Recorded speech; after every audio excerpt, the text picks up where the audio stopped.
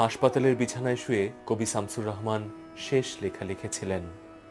আমাকে ক্ষমা করে দিও। কেন তিনি ক্ষমা চেয়েছিলেন? আর কবিতা লিখবেন না বলে?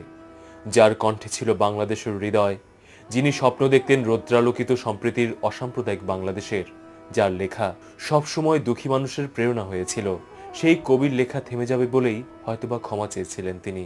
মানুষের আবেগ, ভালোবাসা, সাহস, প্রতিবাদ, ত্রোহ দাহের কণ্ঠস্বর শামসুর রহমান আজ শুয়ে আছেন বনানীর কবরে।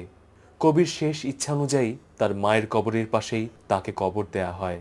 কবির পুত্র, জামাতা ও স্বজনেরা কবিকে শুইয়ে দেন কবরে।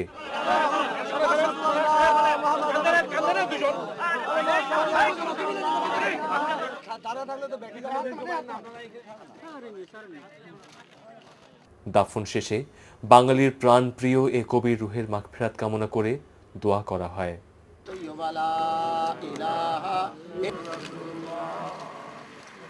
এর আগে সকাল 10:30 কবির মরদেহ নিয়ে আসা হয় কেন্দ্রীয় শহীদ মিনারে। দেশের বিভিন্ন রাজনৈতিক দল, সামাজিক সাংস্কৃতিক সংগঠনের পক্ষ থেকে এখানে শেষ শ্রদ্ধা জানানো হয় বাংলা ভাষার এই শক্তিমান কবির প্রতি। রাজনৈতিক দলের নেতৃবৃন্দ, সমাজের বিভিন্ন ক্ষেত্রের বিশিষ্ট জনেরা আসেন। একে একে শ্রদ্ধা জানান তারা। আসেন কবির সমসাময়িক আর অনুজ কবিরা, আসেন ভক্ত অনুরাগীরা।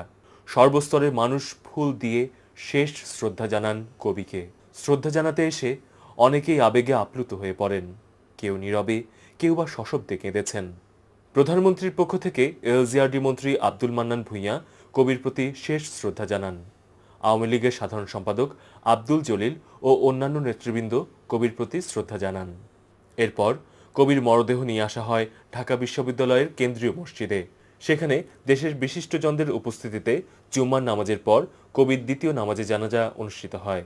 তারপর কবির মরদেহ ট্রাকে করে বনানী কবরস্থানে নেওয়া হয়।